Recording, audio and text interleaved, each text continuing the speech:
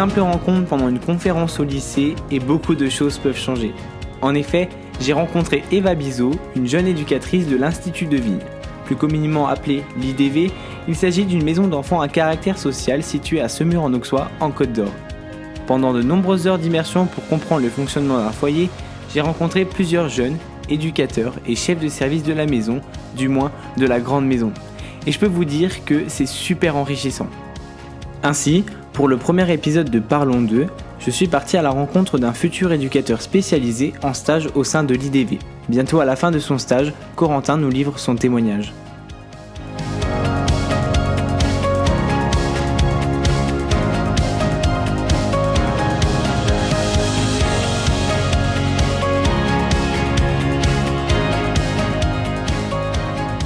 Salut Corentin, je te remercie énormément de vouloir participer au projet. Pour commencer, on est tous impatients de savoir qui tu es. Est-ce que tu pourrais te présenter ? Alors, je m'appelle Corentin, j'ai 23 ans, je suis en première année d'études d'éducateur spécialisé à l'IRTES de Dijon. Et donc, je suis actuellement sur mon deuxième stage de première année, stage de 8 semaines à l'IDV. Voilà, donc avant, j'avais fait des études pour devenir professeur des écoles et justement, avec tout ce que j'avais pu voir en stage en pratique dans les écoles primaires, m'a donné envie plutôt de m'orienter sur de l'accompagnement de jeunes au quotidien, donc en tant qu'éducateur spécialisé. D'accord, ok. Et du coup, tu es arrivé à l'IDV en stage, du coup, par rapport au stage qui t'est demandé en deuxième année de formation d'éducateur spé. Première année. Première année ? Ok, c'est ça. D'accord.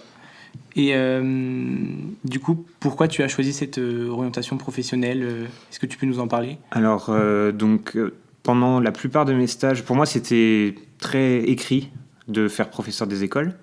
Et avec les différents stages que j'ai pu faire, je me suis confronté à beaucoup d'élèves qui avaient des difficultés, pas forcément juste à l'école, mais aussi dans leur vie privée. Et quand on a une classe de pas loin de 30 élèves, gérer ces problèmes-là, et enfin, justement, on ne peut pas. Et moi, ça me frustrait un peu de laisser les enfants dans leurs problèmes comme ça, pas pouvoir leur apporter mon aide. Donc ça me convenait pas, je me voyais pas, même si le métier de professeur des écoles est un très beau métier, je me voyais pas m'épanouir à 100% là-dedans, si je pouvais pas apporter mon aide plus précisément à ces élèves. Donc j'ai cherché une formation qui pouvait m'apporter ça et où je pouvais justement venir en aide à ces jeunes. Et éducateur spécialisé, ça correspondait parfaitement. En plus, c'est beaucoup plus ouvert que sur justement des jeunes d'une dizaine d'années. On peut faire du jeune, du beaucoup plus jeune, du plus âgé, du handicap. Enfin, donc je peux découvrir beaucoup de secteurs et ça m'intéressait fortement. Ok, d'accord. Et du coup, cette formation, est-ce que tu peux nous en parler ? Comment ça se déroule ? Ce que tu apprends ? Une présentation générale ? Au début de l'année, c'était beaucoup de théorie, forcément, parce qu'on part... beaucoup n'ont aucun bagage là-dedans. Certains avaient déjà beaucoup d'expérience par des services civiques, des voyages humanitaires. Voilà. Mais c'est ça aussi qui est intéressant, c'est au niveau de l'hétérogénéité des profils. Chacun s'apporte beaucoup. Et donc au début, on a une grosse partie théorique, avec de la psychologie, du droit forcément, parce qu'il faut être au point là-dessus, de l'histoire au niveau du métier d'éducateur. Ils essayent aussi de décloisonner au niveau des différentes formations, donc avec les assistantes sociales, avec les éducateurs de jeunes enfants, les moniteurs éducateurs. Donc c'est assez intéressant. On a beaucoup de séminaires aussi, j'en ai fait un récemment sur le quotidien. Voilà, donc beaucoup de partage avec des professionnels ou même juste des auteurs qui viennent nous rencontrer. Et après, donc, en tout cas en première année, on a 2 stages de 8 semaines, entrecoupés de semaines de cours, et où on choisit le secteur où on voudrait d'abord découvrir. C'est surtout des stages de découverte en première année, où on s'investit de plus en plus au fur et à mesure de l'année. Et à partir de deuxième et troisième année, surtout troisième année où c'est un stage professionnalisant, on est censé avoir à peu près trouvé le secteur qui nous correspond le plus. Et voilà, ça monte crescendo au fur et à mesure des années, avec beaucoup plus de périodes de stage par contre, plus on avance dans le temps. D'accord, ok. Et du coup, tu m'as dit que tu avais déjà fait un stage avant de faire celui-là. Et tu l'as fait dans où, du coup ? Alors, parce que entre mes années de professeur des écoles et ma première année à l'IRTES, j'ai fait une année de préparation au concours d'entrée à l'IRTES. D'accord. Et où on avait l'occasion de faire un stage, alors très court, un stage de 3 semaines, où là c'était vraiment purement de l'observation. Et ce stage, c'était pas du tout dans le secteur de la protection de l'enfance, c'était dans le handicap, dans un SAMSA, donc un service d'accompagnement médico-social pour adultes handicapés. Et c'était d'autant plus spécial parce que ce stage, on allait directement au domicile des personnes accompagnées. C'était pas en institution. Donc sur 3 semaines, c'était assez, je vais pas dire compliqué, mais oui, voilà, assez spécial d'entrer dans l'intimité de personnes que j'allais voir 1-2 fois maximum sur mon stage de 3 semaines. Les personnes ne me connaissent pas, c'est un peu délicat, mais c'était quand même très intéressant de découvrir le fonctionnement de la structure, comment fonctionnait l'équipe, tout ça, quoi. D'accord, ok. Et du coup, de ces stages, et je pense plus particulièrement celui que tu fais à l'IDV aujourd'hui, puisque c'est ta première année, est-ce que tu peux nous présenter aussi tes missions ? Alors, globalement, sur les stages, on découvre petit à petit toutes les missions de l'éducateur, forcément. C'est pas du tout les mêmes, enfin, pas du tout. Il y a des missions qui ne sont pas les mêmes selon la structure. Au sein de l'IDV, en tant que stagiaire, j'ai beaucoup moins d'écrits professionnels à faire que forcément ceux qui sont déjà en poste. Mais ça va être de l'accompagnement au quotidien. Donc ça, ce qui est intéressant à l'IDV, c'est de participer aux différents moments de vie de la journée. Donc ça va être au réveil, partager le petit déjeuner, les repas du midi, les moments même de devoir quand ils rentrent des cours, le moment du coucher qui est un moment très important. Voilà, il y a quand justement les jeunes ont des problématiques, ils veulent eux venir nous en parler directement parce que on peut pas tout déceler en tant qu'éducateur. Donc ça va être des grands moments de discussion aussi, être attentif aux petits détails, prendre en compte les problématiques des jeunes pour justement adapter son positionnement à chaque jeune. On peut pas avoir la même attitude avec chaque jeune. Donc voilà, pour l'instant c'était surtout ça. Je découvre aussi tout ce qui est méthodologie de projet, mise en place de projets, créer des activités, le travail avec les partenaires aussi, avec les centres hospitaliers, avec l'ASE, avec l'école, la famille. Oui, c'est pas que de l'accompagnement du jeune, en tout cas physique, s'occuper de lui au quotidien, il y a de ça, mais oui, il y a tout ce qui est du coup des moments d'administratif, donc ça va être envoyer les courriers, correspondre avec, je sais pas, l'ASE, la PJJ, la justice, tout ça, avec le centre hospitalier quand il y a des prises en charge de certains jeunes. Donc il y a tout ce qui est correspondance administrative, il y a les appels téléphoniques souvent pour les rendez-vous, ou avec les parents aussi, les parents... On a souvent des contacts avec eux. Hein. Tous les jours, il y a forcément un parent qui est contacté, je pense. Donc ça prend une grosse part, justement, et c'est en lien avec le manque de temps. C'est une très grosse part du métier d'éducateur en foyer. Donc voilà, c'est tout ce temps-là qui est pris où le jeune n'est pas forcément pris en charge, occupé. Ok. Tout ça. Ouais. Pour toi, quelles seraient les qualités et les compétences requises pour ce métier d'éduc-spé ? J'en ai beaucoup parlé avec les différents professionnels. Déjà, la première qualité, c'est de ne pas vouloir être un éducateur précis, le bon éducateur. C'est un métier où déjà, il faut vraiment avoir sa vision de la profession, sa façon d'amener la relation éducative. Pour moi, c'est une force parce que c'est notre vision du métier qui compte. On crée notre façon d'exercer le métier. Donc ça, c'est intéressant. Après, en termes de qualité, forcément, il faut de l'empathie, il faut de l'écoute, de la bienveillance. Il faut savoir aussi se positionner en tant qu'adulte référent, donc en posant un cadre, savoir poser les limites aussi. On n'est pas juste là pour être sympa avec le jeune pour qu'il se sente bien et puis tout lui passer. Voilà, faut apporter un cadre sécurisant. En tout cas, en protection de l'enfance et au sein de l'IDV, il faut apporter ce cadre sécurisant et apaisant aux jeunes qu'on accompagne. Créer les conditions pour qu'ils se sentent bien tout en étant encadrés, quoi. Avoir un quotidien joyeux et sans pour autant faire n'importe quoi quand il veut tout lui passer. D'accord, et du coup on peut avoir l'idée qu'un foyer c'est des éducateurs qui peuvent être aussi parfois où c'est pas très affectif, c'est quelque chose de froid le foyer. Est-ce que tu aurais quelque chose à dire pour montrer que il y a quand même de l'affection envers ces enfants pour qu'ils se construisent et l'importance de cette affection justement. Et justement, moi j'avais un peu cette vision-là, vu que c'est ma première expérience en foyer. J'avais un peu cette vision justement froide avec toutes les présentations qu'on peut nous faire au sein des MEX. Voilà, forcément, il y a des endroits où ça se passe plus ou moins bien selon les jeunes qui sont là, selon les professionnels qui y travaillent. Et du coup, j'ai été agréablement surpris à l'IDV. Je trouve ça justement très chaleureux avec des éducateurs qui qui sont là. En tout cas, l'équipe sur laquelle je suis est quand même là depuis un certain temps. Donc c'est rodé, ça marche très bien. Les jeunes savent comment ça fonctionne avec les professionnels, comment ça doit fonctionner pour que ça marche bien. Et il y a quand même cet aspect affectif entre justement les professionnels quand même. On n'est pas là pour juste être des professionnels et non, on met des barrières. Après, c'est toujours pareil, ça revient aussi à la vision qu'on a chacun du métier. Est-ce que on intègre une juste proximité plutôt que une juste distance? Est-ce que justement on s'autorise à être proche du jeune, parfois même physiquement, si le jeune a besoin d'un câlin, parce qu'il a besoin d'être réconforté, est-ce qu'on s'autorise à le faire? Voilà, ça dépend de la vision de chacun, mais en tout cas, je trouve qu'ici à l'IDV, c'est justement cette vision où on essaye de rigoler, d'être présent, d'être chaleureux avec le jeune. Donc moi, à ce niveau-là, ça a un peu déconstruit l'image que j'avais des mecs, où c'est vraiment institution froide, un foyer où les jeunes, c'est des terribles, et les professionnels sont tout le temps obligés d'hausser le ton. Voilà.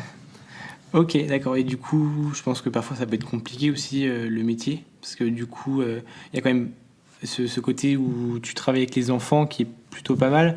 Mais est-ce que pour toi, il y a des pas des mauvaises faces, mais des inconvénients à ce métier? Bah forcément, vu que pour moi, une des qualités qu'il faut en tant qu'éducateur, c'est l'empathie. Quand on voit un jeune qui va pas bien, qui est en souffrance, ça nous retombe forcément un petit peu aussi sur notre morale, on ressent un peu sa peine. Et voilà, c'est pas toujours facile. Aussi, quand ça se passe mal avec un jeune, juste la relation éducateur-jeune, bon, bah, c'est quelque chose qui peut travailler aussi. Après, voilà, c'est les inconvénients, on peut les retrouver dans la vie de tous les jours. Je peux très bien me disputer avec quelqu'un dans la rue et ça va me faire la même chose, par exemple. À l'inverse que là, je suis au quotidien avec ces jeunes. Bon, après, les inconvénients, il y en a dans tous les métiers. Là, je suis au début, donc je les vois peut-être pas trop. Oui. Je sais pas, j'ai une vision optimiste, on va dire. Mais voilà, pour moi, c'est un peu cette charge émotionnelle des fois qui est un petit peu un inconvénient, mais ça m'a pas marqué plus que ça pour l'instant. D'accord, mais du coup, j'ai remarqué que aussi, parfois il y avait des altercations, ça arrivait. Après, je pense comme dans des familles normales aussi, il y a des altercations. Et après, on va vite dans l'oubli, on oublie ce qui s'est passé. Enfin, et on en tire des leçons, mais vous oubliez, vous repartez à zéro, quoi, à chaque fois, on va dire un peu. Est-ce que tu peux... Bah, vu que pour des jeunes qui sont à l'âge de l'adolescence, c'est quand même un grand changement où, bon, au niveau hormonal, ça bouge pas mal. Le corps change. Donc pour eux, c'est plein de changements, je pense. Quand on est seul dans sa famille, c'est déjà assez compliqué à gérer. Alors quand on est sans sa famille, avec une dizaine de jeunes qui ont exactement les mêmes problèmes que nous à ce niveau-là, forcément, il y a des moments où ça éclate. Ça éclate aussi avec les éducateurs. Mais du coup, c'est assez récurrent. Donc, faut aussi savoir dissocier les altercations qui sont un peu, on va dire, normales presque. Des petites broutilles, quoi, du Voilà, coup. qui sont liées à ça, qui reviennent régulièrement. Donc, on sait que ça va monter, qu'il y a parfois des mots qui vont sortir, mais qui sont même pas pensés, qui sont même pas adressés directement à la personne qui les reçoit. Donc ça, on passe à côté. Et il faut savoir, par contre, observer là où les altercations, les montées en pression, où là, c'est lié à vraiment un point spécifique du jeune à ce moment-là où il faut en tenir compte et là il faut peut-être creuser un peu plus et là on passe pas à côté par contre, enfin faut pas passer à côté. D'accord, ok. J'ai encore quelques questions. Est-ce que pour toi, du coup, de l'expérience que tu commences à faire, tu penses qu'il y a des défaillances dans la protection de l'enfance au niveau de ton métier de tous les jours, ou il y a des choses à améliorer? Pas forcément des grosses défaillances, hein, mais quelques petites choses à améliorer et est-ce que tu aurais quelques suggestions à donner? On en parlait pas mal. Alors c'est pas tant une question trop de jeunes, c'est plus une question peut-être pas assez de professionnels en même temps sur le groupe pour s'occuper de ce nombre de jeunes. Parce que vous êtes combien à peu près sur le groupe pour vous occuper alors de combien de jeunes du coup? Bon, alors moi je suis là en plus, on va dire, en tant que stagiaire, même si on ne compte pas réellement comme professionnel, j'essaye d'apporter un peu ce que je peux. En temps normal, selon les moments de la journée, il va y avoir 1 ou 2 éducateurs maximum pour un groupe de à peu près 11 jeunes. Donc là où ça va être compliqué, c'est pour prendre en charge certains jeunes qui veulent faire une activité. Mettons que sur les 11, il y en a 3 qui sont partants pour une activité que propose un éducateur. Bon bah, un éducateur pour 3 jeunes, ça se fait largement. Par contre, il en reste 8 pour l'autre éducateur et ça, c'est pas trop possible, quoi. Enfin, c'est D'accord. compliqué à gérer. Donc, du coup, c'est un peu compliqué, surtout que dans la journée, il y a tout ce qui est appel téléphonique, gérer les rendez-vous, tout ce qui est administratif. Donc, ça va pas forcément être possible de créer des activités, ce qui fait que là, par exemple, on est mercredi après-midi. Heureusement, il y a la salle d'accueil, mais sinon, les jeunes, on leur demande un peu parfois de trouver, allez faire un foot, faites vos activités, restez dans le coin, occupez-vous, mais on n'a pas trop grand-chose à leur proposer sur le coup, quoi. Est-ce que tu penses à d'autres choses aussi ou pas? Après, à l'IDV, alors je saurais pas dire. Ou en général, pas que à l'IDB, de ce que tu sais par rapport à ce que tu as appris. Justement, à l'IDV, c'est pas le cas parce que c'est pas la même façon de fonctionner vu que l'IDV a le statut public, mais dans le privé, des fois, il peut y avoir des contraintes budgétaires. Mais là, c'est pareil, c'est des on-dit. Enfin, ça, j'ai pas pu l'observer vu que c'est ma première expérience en foyer. Non, sinon, à l'IDV, justement, on parle parfois des dissonances entre professionnels qui n'ont pas le même point de vue. Ici, je trouve que, en tout cas dans l'équipe où je suis, ça tourne pas mal quand même au niveau. Ça fonctionne bien ensemble. Les professionnels ont généralement le même point de vue, avancent ensemble, ou même s'ils n'ont pas exactement le même, avec discussion, ça s'arrange directement. Donc, non, à part au niveau du manque de temps un petit peu. Ok. Du coup, dans les journées, par exemple le mercredi après-midi ou le week-end, vous faites quoi de beau comme la plupart ne sont pas à l'école? Du coup, on essaye quand même de mettre en place des activités ou même des moments de repas un peu plus festifs, on va dire, qui va déjà essayer de regrouper un maximum de jeunes. Et voilà, qui changent quand même de ce qu'ils peuvent faire au quotidien, où ils sont pas chacun dans leur chambre avec une console, un téléphone, ou juste à faire un foot entre eux dehors, et puis ils rentrent quand c'est l'heure. Donc, exemple typique, aujourd'hui on est mercredi, on va faire un pot de départ d'un jeune qui change de groupe, donc ça va être un moment un peu sympa, on va manger du gâteau, boire du coca. Et puis il y a un beau goûter, j'ai vu la dernière fois. Voilà, c'est ça. La maîtresse de maison, elle prévoit à chaque fois des trucs assez sympas. Ce soir, en plus, on fait un repas raclette, donc pareil, le mercredi, depuis peu, ils essayent de mettre en place des repas qui changent du quotidien. Donc là, c'est raclette. L'autre jour, on a pu faire des pizzas maison. Je crois qu'ils ont prévu aussi de faire une soirée crêpes un autre mercredi. Donc voilà, les mercredis, on essaye de quand même changer un petit peu le quotidien. Et le week-end, encore plus, on met des activités en place. Donc l'autre jour, on est allé faire un pique-nique au lac de Pont. On a mis en place un tournoi Mario Kart où la plupart des jeunes, des autres groupes aussi sont venus participer. Donc ça nous a pris un bon moment du samedi après-midi. C'était un moment très sympa, on a bien rigolé. Donc ce genre d'activités sont prévues le week-end. Je sais aussi que, alors j'étais pas là, mais il y a eu un tournoi de foot organisé il y a pas longtemps. Donc là où les éducateurs jouaient aussi. Il y a les moments aussi, vu qu'on arrive en été, les moments de soirée où on fait des activités dehors après le repas, des gamelles. Ouais. Voilà. Sarah m'a beaucoup parlé des gamelles. Puis à chaque fois, elle veut qu'on participe avec. Bah oui. Donc c'est des moments sympas aussi où ça regroupe. Il y a plus juste cette relation où je suis ton éducateur, on va mettre en place ton projet. Il y a aussi ces moments où on partage des moments d'amusement et voilà, on rigole ensemble. Il y a le camp aussi. Le camp qu'on a pu faire dans le Jura, c'était pendant les vacances d'avril. Donc là, pareil, les jeunes qui rentrent pas dans leur famille pendant les vacances, on est parti avec eux pendant 3 jours dans le Jura, dans un gîte. Donc là, changement de cadre, les paysages et tout. C'est pas du tout la même ambiance. Et puis eux, ils sont contents d'y aller. Et puis quand ils rentrent, ils font pas la même tête, quoi. Ouais, ça apaise un peu. Ah oui, c'est vraiment pas... On découvre des jeunes qui n'ont pas du tout la même attitude en camp que quand ils sont dans les murs de l'IDV, justement. Ça vous fait tisser des liens entre vous, éducateurs, et ça va limiter cette barrière professionnelle un peu? Enfin, ça les je sais pas pour les éducateurs qui sont en poste, mais moi, en tant que stagiaire qui n'est pas là en plus toutes les semaines et qui est là sur une période plus courte, moi, j'ai senti qu'avec certains jeunes, justement, ça avait créé beaucoup de liens où... ils m'avaient perçu justement comme quelqu'un de plus accessible, je pense, je sais pas. Même si bon, j'avais des rapports à peu près avec tous avant, mais ça a encore plus développé mon lien avec certains jeunes durant le camp en tout cas. D'accord, ok.